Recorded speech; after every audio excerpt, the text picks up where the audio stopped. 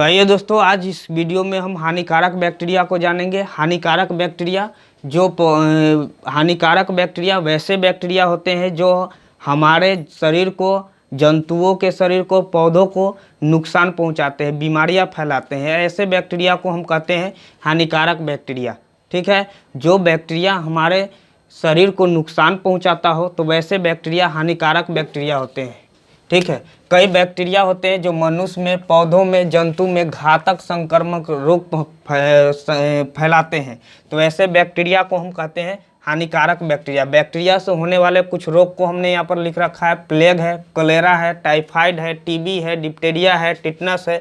इस तरह के रोग है जो बैक्टीरिया के कारण होता है। क्रिस्ट रोग होता है, निमोनिया होता है, एंथ्रेक्स होता है। ये सब बहुत घातक रोग है। ये सब हमारे शरीर में बैक्टीरिया के कारण ही होता है। बैक्टीरिया ही है जो हमारे शरीर को रोगग्रसित कर देता है। इस तरह से पौधों में रोग उत्पन्न करने वाले जो बैक्टीरिया है, पौधों में रोग उत्पन्न करते हैं जो बैक्टीरिया, वह है विल्ट है, साइट्रस और विल्ट जो है पौधों में रोग उत्पन्न करता है। ये पौधों में रोग उत्पन्न करता है विल्ट, साइट्रस। याद रहेगा कि पौधों में कौन सी बैक्टीरिया रोग उत्पन्न करता है, तो विल्ट और साइट्रस। ठीक है, याद रहेगा। जो बैक्टीरिया हमारे शरीर को नुकसान पहुंचाता है, रोग ग्रसित करता है, वैसे बैक्टीरिया को हम कहते हैं हानिकारक बैक्टीरिया। कुछ बैक्टीरिया ऐसे होते हैं जो हमारे भोजन को नष्ट कर देते हैं, भोजन को खराब कर देते हैं। भोजन से बदबू आने लगता है, खट्टा हो जाता है। तो इस तरह से जैसे दूध का फटना, ये बैक्टीरिया के कारण होता है। मक्खन का खट्टा होना, ये भी बैक्टीरिया के कारण होता है। मांस, मछली, ये सब खराब हो जाता है, तो ये सब बैक्टीरिया के कारण होता है। सब्जी तथा फल को खराब होना, इससे बदबू आना सब्जियों में, इस तरह का इस सब का कारण है बैक्टीरिया। बैक्टीरिया के कारण ही ये सब खराब हो जाते हैं, हमारे भोजन भी। तो बैक्टीरिया देख रहे हैं कि हमारे लिए कितना नुकसानदायक भी है और लाभदायक वाला वीडियो देख लीजिएगा, उसमें लाभदायक भी है, पता चल जाएगा। तो बैक्टीरिया हानिकारक और लाभदायक दोनों किस्म का होता है। जो हानिकारक होते हैं इस तरह का है बैक्टीरिया। और देखते हैं कि एंथ्रेक्स को समझेंगे यहाँ पर कि एंथ्रेक्स नाम की बीमारी किस तरह से होता है और इसका निवारण कैसे होता है। आइए, तो ये हानिकारक बैक्टीरिया है। हानिकारक बैक्टीरिया समझ में आ रहा होगा। तो देखिए, हानिकारक बैक्टीरिया से एंथ्रेक्स नाम का रोग होता है। एंथ्रेक्स को हम देखते हैं कि कौन से बैक्टीरिया के कारण होता है और किस तरह का रोग है। तो एंथ्रेक्स रोग बेसिलस एंथ्रेसिस नामक बैक्टीरिया के कारण होता है। बेसिलस एंथ्रेसिस नामक बैक्टीरिया के कारण एंथ्रेक्स रोग होता है। या ग्राम पॉजिटिव, ये जो बेसिलस एंथ्रेसिस बैक्टीरिया है या ग्राम पॉजिटिव है। ग्राम पॉजिटिव और छड़ के आकार का होता है। यह बैक्टीरिया छड़ जैसा आकार होता है, इसका छड़ लंबा होता है, लंबा आकार का होता है। यह जंतु रोग है। ये जो है एंथ्रेक्स यह जंतु रोग है, लेकिन कुछ कारणवश यह मनुष्य में आ जाता है और यह बहुत घातक रोग है। जो मनुष्य को पकड़ लेता है तो हो सकता है मृत्यु तक इसमें। तो ये जंतु रोग है, इसमें मनुष्य तक आ जाता है। तो मनुष्य में यह किस प्रकार से आता है इसको हम जानते हैं। तो मनुष्य में एंथ्रेक्स जो है यह संक्रमित जानवरों या दूषित पशु उत्पादों के संपर्क में आने से हो जाता है। जब कोई भी मनुष्य संक्रमित जानवरों या दूषित पशु उत्पादों के संपर्क में आते हैं, तब यह एंथ्रेक्स उनके शरीर में भी चला आता है। यह हवा के संपर्क में आने पर भी फैलता है। ये एंथ्रेक्स जीवाणु जो है यह हवा के संपर्क में भी फैलने लगता है। तो हवा के संपर्क में भी फैलता है। जैसे एंथ्रेक्स से ग्रसित कोई जानवर हो, उसको मरा हुआ हो, उसको फेंक देने से, कोई जैसे गीध जैसा पशु होता है जो उसको खाते हैं, वह एक स्थान से दूसरे स्थान जाते हैं और अपने साथ जीवाणु को लेते जाते हैं, जो हवा में आकर के दूसरे क्षेत्र में भी फैल जाते हैं। तो इस तरह से मनुष्य में हवा के संपर्क में भी फैलता है एंथ्रेक्स। फैलने की इसकी अवधि क्या है, तो यह जो है कुछ घंटों में या कुछ घंटों से 7 दिनों तक के अंदर यह शरीर में बिल्कुल फैल जाता है एंथ्रेक्स। ज़्यादातर मामला जो होता है वह 48 घंटों के अंदर ही होता है। ज़्यादातर मामलों में यह 48 घंटों के अंदर ही अपना जीवाणु को शरीर में फैला लेता है। तो इस तरह से इसके फैलने की अवधि जो होती है वह कुछ घंटा से 7 दिन तक होती है या संपर्क के 48 घंटों के अंदर में होता है। ठीक है, संपर्क के 48 घंटों के भीतर ही हो जाता है।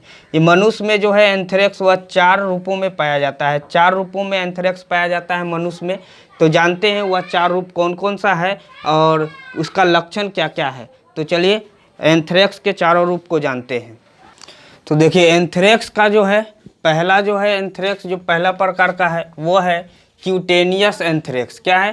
Cutaneous anthrax. याद रहेगा पहला प्रकार एंथ्रेक्स का क्यूटेनियस एंथ्रेक्स। तो कोई क्यूटेनियस एंथ्रेक्स में जो होता है जीवाणु जो होता है वह हमारे त्वचा में घाव या चीर के माध्यम से पहुंचता है।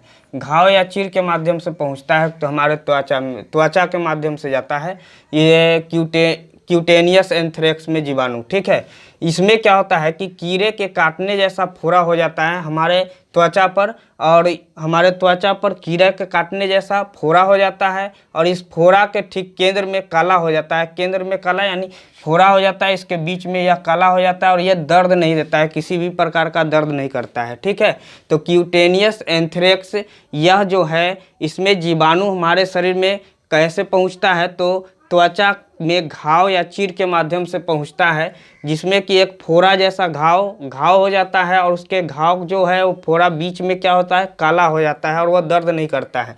ये क्यूटेनियस एंथ्रेक्स में ना हमारा जो है अंग जो प्रभावित होता है वह लिसिका ग्रंथि हमारे जो है उसको प्रभावित करता है क्यूटेनियस एंथ्रेक्स। ठीक है, तो क्यूटेनियस एंथ्रेक्स में हमारा लिसिका ग्रंथि प्रभावित होता है। लिसिका ग्रंथि में सूजन आ जाता है और यह दर्द करने लगता है। समझ में आया?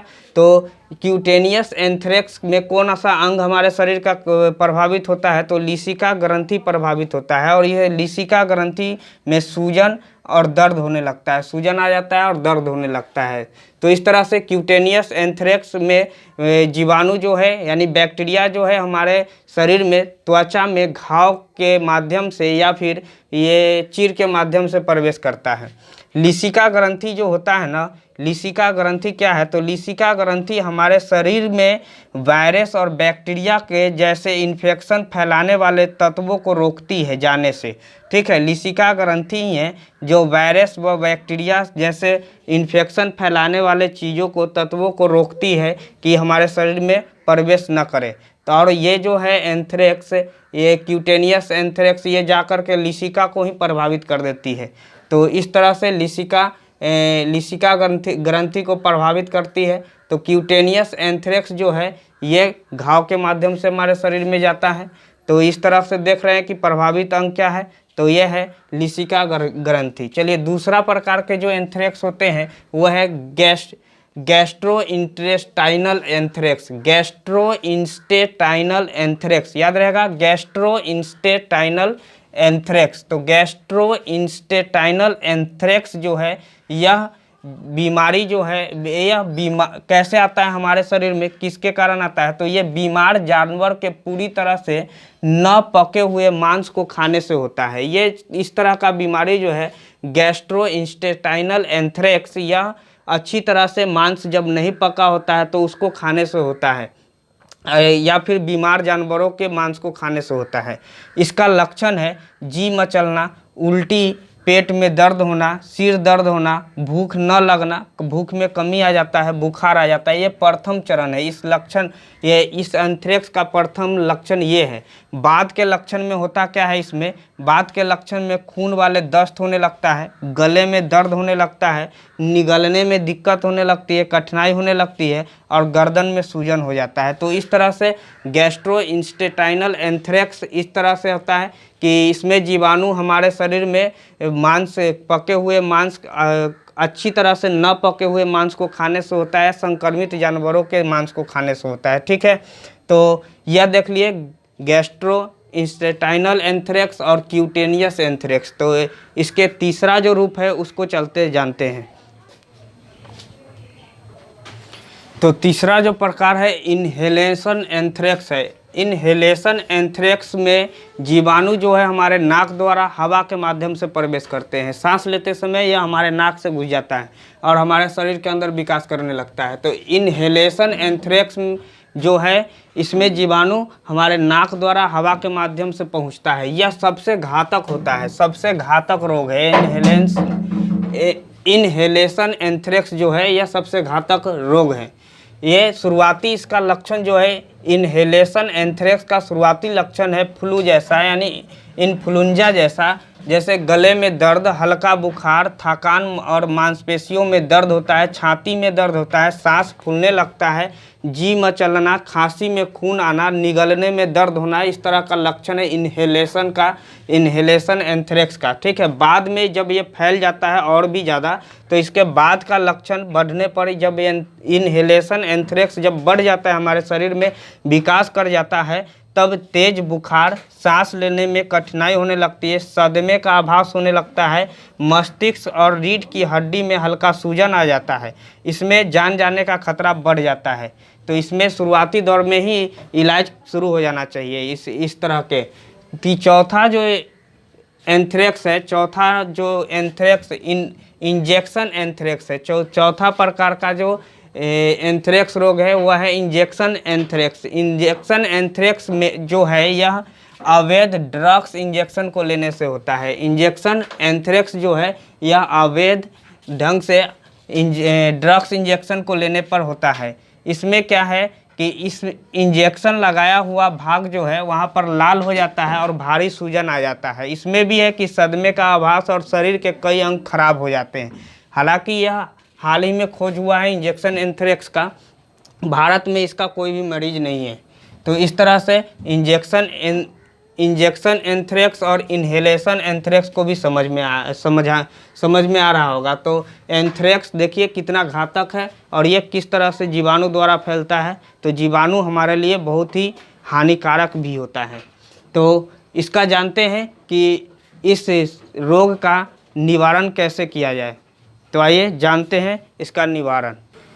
तो आइए एंथ्रेक्स के निदान के लिए जांच क्या क्या होती है इसको जानते हैं। तो एंथ्रेक्स के निदान के लिए फ्लू या निमोनिया की जांच होती है। सभी टेस्ट अगर निगेटिव आ जाते हैं तब स्किन टेस्ट होता है। जो स्किन टेस्ट में होता है कि घाव वाली जो त्वचा होती है वहाँ से तरल पदार्थ को थोड़ा सा नमूना लिया जाता है और टेस्ट किया जाता है। ब्लड टेस्ट होता है स्किन टेस्ट के बाद। तो ब्लड टेस्ट में क्या होता है कि खून का थोड़ा सा नमूना लेकर किया जाता है। चेस्ट टेस्ट होता है, चेस्ट टेस्ट में एक्सरे या सीटी स्कैन कराया जाता है। उसके बाद मल टेस्ट है, मल टेस्ट में मल के नमूने लेकर किया जाता है। स्पाइनल टैप है, स्पाइनल टैप में क्या होता है कि रीढ़ की हड्डी से तरल पदार्थ को निकालते हैं और उसका टेस्ट करते हैं। तो इस तरह से ये जो है एंथ्रेक्स के निदान के लिए टेस्ट है जो कि डॉक्टर द्वारा ली जाती है। आइए इसके इलाज क्या है। तो शुरुआती लक्षणों के समय इसमें सिप्रोफ्लोक्सेसिन नामक जो है एंटीबायोटिक द्वारा किया जाता है। शुरुआती में सिप्रोफ्लोक्सेसिन याद रहेगा, सिप्रोफ्लोक्सेसिन नामक एंटीबायोटिक रहता है, इससे किया जाता है शुरुआती में।